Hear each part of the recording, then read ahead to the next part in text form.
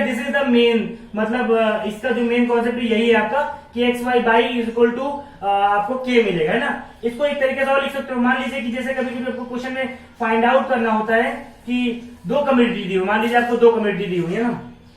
अच्छा देख लीजिए, ये हो गया, मान लीजिए ये आपको नहीं दिया हुआ है ना। ऐसा क्वेश्चन में होता है कि ये चीजें ऐसी होती है ज्यादातर कि मान लीजिए एक्स ये वाई हो गया, 1 kg का आपको रेट दिया और 30 रुपीज, 4 kg का आपको रेट पता करना है कितना होगा, है ना। तो 4 kg का रेट आप इसको मान लो y2, मैंने बताया था ये y1 होगा, डेफिनेटली ये चीज याद रखिएगा। आप इसको y1 मत मानिएगा, आप इसको y2, क्योंकि ये देखिए दूसरी क्वांटिटी है, ये x2, ये x1, ये y1, तो ये x2 ये y2 होगा, ठीक है। इसको y2 लेट करो, बॉक्स के हिसाब से काउंट किया करो, है ना। तो अगर मान लीजिए ये दिया होता है, ये फाइंड आउट करना, तो ये x1 तो ये y1 हो जाता, इसको y1 लेट कर देते, ठीक है। तो अभी आपको क्वेश्चन और क्लियर होगा, है ना। तो ये क्या हो जाएगा आपका y2 लेट, आपने इसको y2 लेट कर लिया, ठीक है। अब जब y2 लेट किया, आपको पता तो है नहीं, तो ये फॉर्मूला ऐसे मत लगाओ, इसको देखिए, इसको एक तरीका है पता करने के लिए, वो जो मेन तरीका वो देखिएगा आप। इसको क्या होता है ये कि x1 by y1 is equal to x2 by y2 होता है, ये रिलेशन होगा। अगर आप दो निकालते हो तो आपको ये मिलेगा ही मिलेगा। उसमें भी मैंने बताया था, जैसे मैंने पहले क्या था, 1/30 इज इक्वल टू क्या था आपका 4/120 था, और 7/210। देखिए सब इक्वल ही है, इसको काटने के बाद 1/30, इसको काटने के बाद 1/30, तो सारे क्या है आपको इक्वल है कि नहीं। अगर इनका रेशियो इज इक्वल टू इनका रेशियो ही होगा, तो यही लिखा हुआ है मैंने, x1 by y1 is equal to x2 by y2। ये आपका डायरेक्ट प्रोपोर्शन में काम आ जाता है कि पहले और दूसरे इन दोनों का जो रेशियो होगा वो इसके रेशियो के इक्वल होगा। x1 बाई y1 ही याद रखिएगा। अभी इनवर्स में कुछ और समझाना है मुझे आपको, पहले इसमें ध्यान दीजिएगा कि x1 बाई y1 आपका क्या होगा is equal to x2 by y2। तो ये बहुत इजी है, आप सीधे निकाल लीजिए। x1 कितना है आपका 1 और y1 30 और x2 कितना है 4 और y2 कितना है, मतलब ये y2 तुम्हें पता नहीं, ये फाइंड आउट करना है। तो क्रॉस मल्टीप्लिकेशन कर लीजिए, क्या हो जाएगा y2 is equal to 4 into 30, है ना, is equal to that implies क्या हो जाएगा y2 इज इक्वल टू 120। तो आगे नहीं आ गया, आपको पता चल गया कि बदल गया क्वांटिटी। तो ये है तरीका, तो ये भी आप एक लिख लीजिएगा, ये भी एक रिलेशन होता है, मेन रिलेशन, मतलब ये तो यही डेफिनेट है, बट आप ये भी यूज तो ये करोगे, ये सीधा नहीं करोगे, ये करने वाले हो। जैसे कि आपको क्वेश्चन में ज्यादातर फाइंड आउट ही करना होगा कि आपको मान लीजिए x1 दिया हुआ है, एक क्वांटिटी x2 नहीं दिया हुआ है, और y1 y2 दिया हुआ है, तो फिर आप इसी फॉर्मूले से यूज करोगे। तो ये भी आप लिख लीजिए, ये दोनों फॉर्मूले आपके इसके लिए डायरेक्ट प्रोपोर्शन के लिए यूज होने वाले हैं। कभी कभी और भी होता है कि आपको 3 दिया हुआ है, मान लीजिए ऐसे क्या हो रहा है, एक और होगा, है ना, इसमें y2 नहीं था, इसमें मान लीजिए आपका x3 नहीं पता है, और ये दिया हुआ है 240, ये दिया हुआ है। तो ऐसे में भी ये हो जाएगा क्या 240 दिया ना, तो ये x1 by y1 is equal to x2 by y2, x1 by y1 is equal to x2 by y2 is equal to x3 by y3। तो ये ही हो जाएगा, मतलब जितने क्वांटिटी है सबका इंडिविजुअल रेशियो निकाल लो, वो सारे आपस में इक्वल होंगे, इसी के थ्रू निकाल देंगे। तो मैं बाकी आपको डीप में और क्वेश्चन में दिखा दूंगा, समझा दूंगा। अभी ये समझिए कि बस 2 के लिए बताया, 3 के लिए भी ऐसे होगा, 4 के लिए भी ऐसे हो जाएगा, ठीक है, क्लियर हो गए। तो ये है आपका तरीका, ये डायरेक्ट प्रोपोर्शन का। तो डायरेक्ट प्रोपोर्शन समझे आप कि अगर एक क्वांटिटी बढ़ रही है, देखिए एक क्वांटिटी इधर से देखिए 1 4 3 1 4 और आगे बढ़ेगी, ऐसे इधर भी देखिएगा, अगर एक बढ़े तो उसके इसमें अगर दूसरा भी बढ़ेगा, तो ये आपका डायरेक्ट प्रोपोर्शन होता है। आप ऐसे भी समझ सकते हो, कुछ चीजें आप खुद इमेजिन करो। जैसे मैंने बोला कि एक घर ले रहे हो और उसको मतलब रिपेयर करवाना है, तो अगर आप ज्यादा वर्कर भेजोगे तो क्या हो जाएगा, आपका टाइम आपका कम लगेगा, रिपेयरिंग चार्ज का मतलब पैसे तो ज्यादा लगेंगे, बट क्या हो जाएगा, क्या बोलते हैं आपका टाइम कम लगेगा। तो रिपेयरिंग चार्ज के इसमें बता दो, पर्सन और रिपेयरिंग चार्ज में अगर आप 2 पर्सन को लगाते हो, मैं एक दिन की बात करता हूँ, ये नहीं क्योंकि देखिए आप ओवरऑल आपको रिपेयरिंग चार्ज उतना नहीं होगा। एक आदमी काम करेगा तो वो मान लीजिए एक आदमी दिन का 300 रुपए 300 रुपीज दे रहा है, तो वो 10 दिन लगा तो तभी 3000 को देना पड़ा। और मान लीजिए आप 10 आपने वर्कर लगा दिया और दे दी रिपेयरिंग करने के लिए, तो 10 हर वर्कर 300 रुपए ले रहा है, तो 3000 एक ही दिन में उसने काम कर दिया। तो ये भी हो जाता है। बस इतना समझिए आप कि रिलेशन ऐसे समझने के लिए इमेजिन किया गया दिमाग में कि आपको दोनों कम्युनिटी में रिलेशन क्या है, एक बढ़ रहा है अगर दूसरा भी बढ़ रहा है तो ये डायरेक्ट है, अगर एक घट रहा है तो दूसरा बढ़ रहा है, तो ये क्या बोलते हैं आप, this is a inverse proportion. तो ये हो गया डायरेक्ट का, और ये दोनों चीजें, ठीक है। अब डायरेक्ट प्रोपोर्शन आपको आई होप क्लियर हो गया होगा। अभी इनवर्स प्रोपोर्शन पढ़ लेते हैं ना। देखिए डायरेक्ट पहला एक्सरसाइज जो है आपका 13.1 वो पूरा डायरेक्ट प्रोपोर्शन ही है ना, इनवर्स प्रोपोर्शन नहीं है। लेकिन कभी कभी जब एग्जाम में आता है तो ये तो नहीं क्वेश्चन में लिखा रहता है कि this question is belong from direct proportion या this question is belong from indirect proportion. आपको समझना होता है, तो आप क्वेश्चन देखते देखते समझ जाओगे। बस अपने दिमाग में इतना रखो कि जो चीजें दी हुई है क्वेश्चन में उन दोनों में रिलेशन क्या है, एक बढ़ रहा है दूसरा भी बढ़ेगा तो ये डायरेक्ट हो जाएगा, एक बढ़ रहा है तो दूसरा घटेगा तो ये इनवर्स हो जाएगा। ठीक है, ठीक है। तो मैं डायरेक्ट प्रोपोर्शन हो गया, अब इनवर्स प्रोपोर्शन पढ़ लीजिए। ठीक है,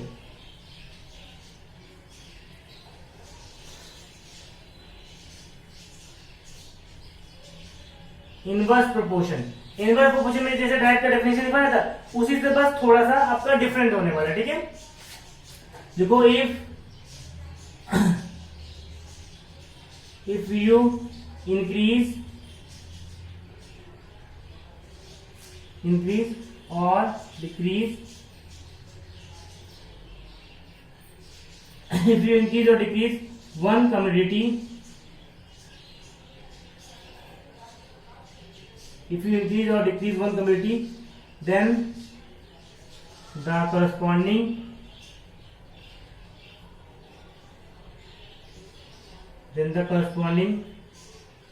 commodity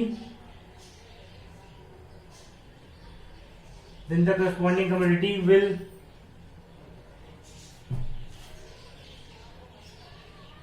ठीक है डिक्रीज और इंक्रीज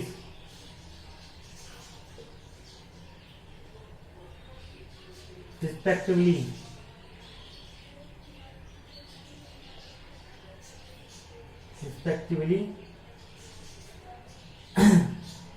ठीक, कॉमा लगा दीजिए, कॉमा लगाएंगे ना, रिस्पेक्टिवली दिस टाइप of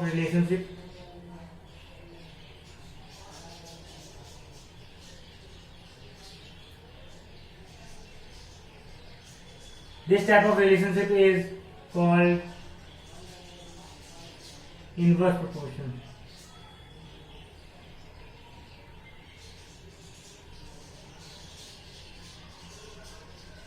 ठीक है, आपको ये डेफिनेशन बुक में नहीं मिलेंगी, ये मैंने बनाया खुद है। मतलब ये डेफिनेशन बुक में नहीं मिलेंगे, तो दैट्स व्हाई मैं आपको कहूंगा ये लिख लीजिए, ये समझने के लिए बहुत जरूरी होता है। अब ये समझाता हूँ आपको। देखिए, अगर आप एक कम्युनिटी को इंक्रीज और डिक्रीज, एक कम्युनिटी को बढ़ाते हो घटाते हो, पहले बढ़ाओ, इंक्रीज एक बढ़ाते हो दूसरे मतलब बढ़ाते या घटाते हो one community, then the corresponding community will decrease और इंक्रीज। देखिए, अगर आप पहले देखिए रिस्पेक्टिवली, इसका मतलब ये कि पहले अगर आप बढ़ाते हो तो यहाँ पहले क्या होगा, घटेगा, एक बढ़ाओगे और दूसरा घटेगा, और दूसरा मतलब और की जगह पे जब आप दूसरा क्या करो, अगर घटाते हो तो पहले मतलब पहला घटाते हो तो दूसरा बढ़ेगा। तो दिस टाइप, इसलिए देखिए उन दोनों में डिफरेंस बस इतना है, उसमें इंक्रीज और डिक्रीज, यहाँ पे इफ यू इंक्रीज और डिक्रीज वन कम्युनिटी मैंने डायरेक्ट में लिखवाया था, then the corresponding community will increase और डिक्रीज, मतलब जैसा ये वैसा मैंने उसमें भी लिखवाया था, इंक्रीज और डिक्रीज लिखवाया था। बट इनवर्स में क्या हुआ कि बस इन दोनों में डेफिनेशन में बस इतना चेंज हुआ कि आपने इसको तो वैसे लिखा इंक्रीज और डिक्रीज, बस यहाँ पे चेंज होगा क्योंकि इंक्रीज का रिलेशन डिक्रीज से होगा। अगर पहला घटेगा, पहला बढ़ेगा तो दूसरा घटेगा, इसलिए पहले डिक्रीज पहले लिखा और उसके बाद दूसरा यहाँ पे डिक्रीज के लिए इंक्रीज लिख दिया। तो जस्ट इसको फ्लिप किया है आपस में, डायरेक्ट प्रोपोर्शन में अगर इसको फ्लिप कर दोगे तो ये फिर आपका इनवर्स का बन जाएगा। तो इस टाइप का आपका रिलेशन होता है। देखिए, पहला एक्सरसाइज आपका डायरेक्ट पे बेस्ड है, दूसरा आपका इनवर्स पे। तो मैं इनवर्स भी इसी तरह समझा दे रहा हूँ, फिर मैं बीच में आपको इंडिविजुअल इनवर्स के लिए नहीं, इसी में ही क्लियर कर दे रहा हूँ, मैं अलग से फिर नहीं बनाऊंगा। ठीक है, फिर सीधा पहले एक्सरसाइज करने के बाद हम दूसरे मूव कर देंगे। ओके, तो ये डेफिनेशन आपने लिख लिया होगा ना। अब इसका मैं आपको वो बॉक्स बना के समझा देता हूँ, है ना, कि कैसे क्या होता है। ठीक है, और इनको समझाने के बाद इस वीडियो को यहीं एंड कर दूंगा, बाकी मैं आपको एक्सरसाइज नेक्स्ट वीडियो में बताऊंगा। ठीक है, देखिए अब इसको समझना होगा कि आखिर कि कहां पे आपको इनवर्स प्रोपोर्शन दिखता है। ज्यादातर आपको डायरेक्ट प्रोपोर्शन ज्यादातर दिखते हैं, इनवर्स भी दिखता है, ज्यादातर आपको डायरेक्ट दिखते हैं ना। तो मैं आपको डायरेक्ट आपको दिमाग में ज्यादातर आएगा, है ना। अब देखिए मैं दिखाता हूं आपको इनवर्स कहां दिखता है। ठीक है, देखिए मान लीजिए मैंने पहले क्या बताया था आपको, एक बताया था वो कौन सा वाला, टाइम वाला है ना, वर्कर है ना, टाइम वर्कर्स और टाइम। ठीक है, वर्कर्स और टाइम की बात कर लेते हैं।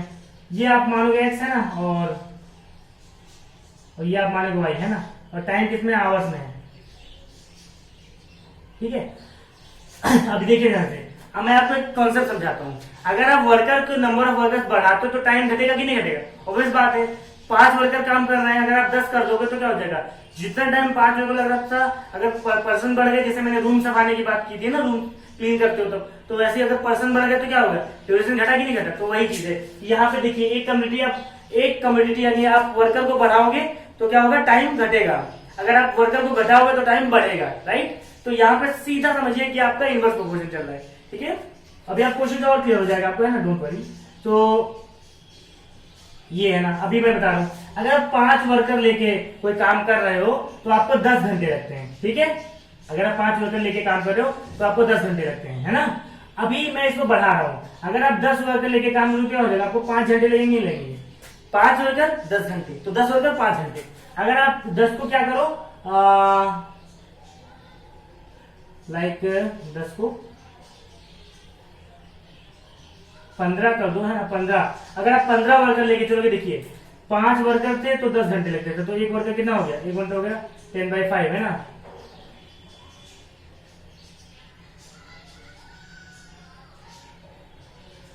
नहीं, यहाँ पे मल्टीप्लाई है ना, 50 आवर्स है ना।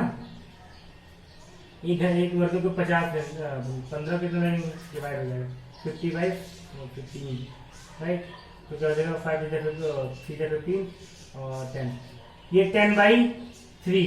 10/3 आवर्स लगने वाले हैं ना। इसका रिलेशन आपने जनरली नहीं कम देखा है, ऐसी बात नहीं मैं नहीं बोलूं, ये आपने रिलेशन कम देखा, सो दैट्स व्हाई ये सीधा नहीं लगने वाला है, इसलिए मैं आपको ऐसे ही बताऊंगा ना, ये ज्यादा आपको क्लियर हो जाएगा, राइट।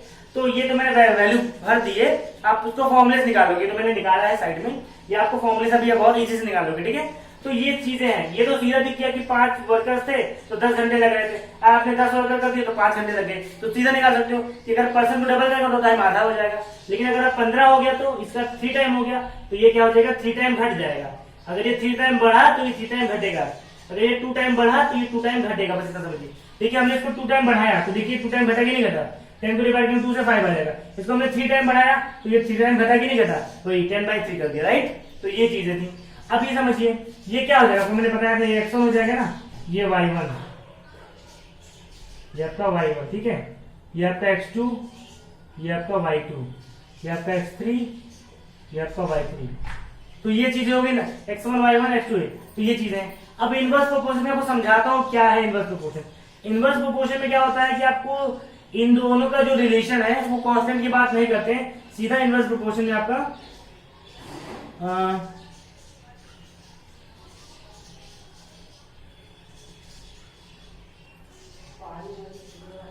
इनवर्स प्रोपोर्शन में क्या होता है कि इनका प्रोडक्ट एक कांस्टेंट आपको देता है, इनका प्रोडक्ट दैट इज ये x इंटू वाई, यानी x इंटू वाई या फिर एक्स वाई लिखो, है ना, x इंटू वाई या फिर एक्स इंटू वाई लिखो, इज इक्वल टू के, आपको ये मिलता है कांस्टेंट।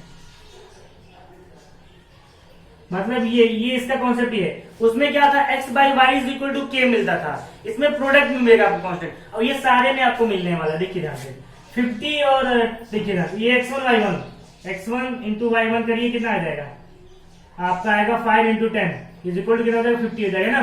और आप x2 इंटू y2 करिए, क्या हो जाएगा आपका? 10 into 5 is equal to 50, right. इसी तरह देख लीजिए x3 इंटू y3 करिए, इज इक्वल क्या हो जाएगा? 15 इंटू 10/3, राइट। तो 5 3 5 15, तो ये 50। तो देखिए ध्यान से, सब में प्रोडक्ट क्या आ रहा है आपका? 50 आ रहा है कि नहीं आ रहा है? सारे में। तो इससे क्या समझ में आ रहा है कि इनवर्स प्रोपोर्शन में जो आपको कांस्टेंट रेशियो मिलता है वो क्या मिलता है? इन दोनों का प्रोडक्ट है। पहले उसमें क्या था? रेशियो था, मतलब divide, x1/y1 is equal x2/y2 था। इसमें क्या है? आपस में प्रोडक्ट, इन दोनों का प्रोडक्ट होगा, डिवाइड ही होगा, x1 into y is equal to x2 into y2 होगा, is equal to x3 into y3 होगा। तो यही चीज मैं समझाई दूसरी हो कि x1 into y1 x into y is equal to k मिलेगा आपको। यहाँ पे प्रोडक्ट में कांस्टेंट, उसमें क्या था? डायरेक्ट में इनवर्स में, सॉरी रेशियो में कांस्टेंट था, ठीक है। तो ये बहुत इजी है दोनों, ठीक है, बहुत ही इजी है। अब इसका वो इसके हिसाब से बता दो कि आपको दो कम्युनिटी मान लीजिए आपको दी हुई है, तब कैसे खाएंगे। मान लीजिए ये आपको नहीं दिया होता है ना, मान लीजिए आपको नहीं दिया होता जैसे, तो आप इसको क्या लिखोगे? y2 देखो, याद रखिए कि जिस नंबर के बॉक्स में उस हिसाब से लेट करिए। अगर मान लीजिए ये हमें, जैसे मैं आपको समझाएंगे, चलिए ये आपका कितना था, ये आपका था 5, ये आपका 5, जैसे ये तो आपको लेट करना होता है x1 y1, ये तो आपको खुद लेट करना होता है। ये मान लीजिए आपको नहीं दिया होगा, ये आपको नहीं दिया हुआ है ना, तो आप इसको क्या करोगे, लेट करोगे x1 लेट करोगे। क्यों लेट करोगे बता दूं, क्योंकि देखिए यहाँ पे आपको ये पहले बॉक्स में मिसिंग है, तो पहला बॉक्स ये x1 और फिर ये y1 होगा, फिर ये x2 y2, इस हिसाब से सोचिएगा तो ये y2 आपका लेट हो जाएगा, ठीक है। तो इस हिसाब से, ये तो अपना ऑब्वियस बात है। तो अब इनवर्स प्रोपोर्शन क्या कहता है कि प्रोडक्ट होगा इक्वल, यानी x1 into y1 is equal to x2 into y2। उसमें क्या था, ध्यान से एकदम समझिए, बहुत छोटा सा डिफरेंस है। उसमें क्या था, x1 by y1 is equal to x2 by y2 था। उन दोनों में क्या था कि प्रोडक्ट, इन दोनों का प्रोडक्ट चल रहा था, इन दोनों का रेशियो चल रहा था। इसमें बस इतना है कि इन दोनों का आपस में प्रोडक्ट हो जाएगा, ये इक्वल हो जाएंगे, जो आके आपको इसके थ्रू समझ में आ जाएगा। जैसे मैंने बताया था कि सब में 50 आ रहा है तो प्रोडक्ट आपस में सेम जरूर होगा, तो इससे निकाल लीजिए आप। x1 आपको पता नहीं, x1 छोड़ दीजिए, इंटू y1 पता है 10 इज इक्वल टू, ये भी आपका फॉर्मूला है, जैसे मैंने उसमें लिखवाया था x1 by y1 is equal to x2 by y2, वैसे आप इसको भी नोट कर लीजिए, ये भी आपका फॉर्मूला है। क्योंकि क्वेश्चन को फाइंड आउट करने के लिए ये यूज करोगे, ना कि ये तो आपका एक फॉर्मूला है जिससे थ्रू ये जनरेट हुआ है, ये यूज करने वाले हो। x1 by y1 is equal to x2 by y2, तो x1 इंटू 10 हो जाएगा, 10 इंटू 5 हो जाएगा, ठीक है ना।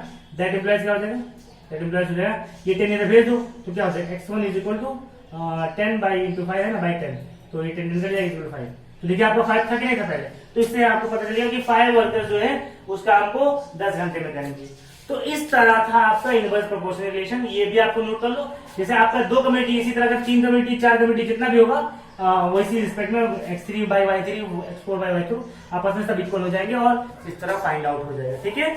तो ये थी पूरी इस चैप्टर की कॉन्सेप्ट जो मैंने आपको बता दिए हैं। ये वीडियो थोड़ा लंबा हो गया है ना, तो दैट डोंट वरी, मैं इसको पहले पार्ट में, मतलब 2 पार्ट में स्प्लिट करूंगा, पार्ट 1 पार्ट 2, 2 पार्ट में स्प्लिट हो जाएगा, तो आपको ये चीजें समझ आएंगी। मैंने दोनों का जो दूसरे एक्सरसाइज उसका भी मैंने कॉन्सेप्ट आपको बता दिया है, तो उसका भी कॉन्सेप्ट हो गया है ना, तो जो मतलब कोई प्रॉब्लम नहीं है। अब सीधा दोनों एक्सरसाइज कर रहे हैं, ठीक है। तो इस वीडियो को यही एंड करते हैं, ठीक है। सारे कॉन्सेप्ट हो चुके हैं, आप एक्सरसाइज में मूव करेंगे। अगला वीडियो आपका एक्सरसाइज बेस्ड होगा जो कि 13.1 है, ठीक है। तो अगर आपको वीडियो पसंद आई हो तो आप लाइक करो, और अगर आपको कोई भी कॉन्सेप्ट में डाउट होता है तो आप नीचे कमेंट कर सकते हो। अगर चैनल पे नए हो तो चैनल को भी सब्सक्राइब करो, ठीक है, और अपने दोस्तों को भी इसको शेयर करो ताकि उनको भी इसका बेनिफिट मिल सके। So thank you for watching, thank you.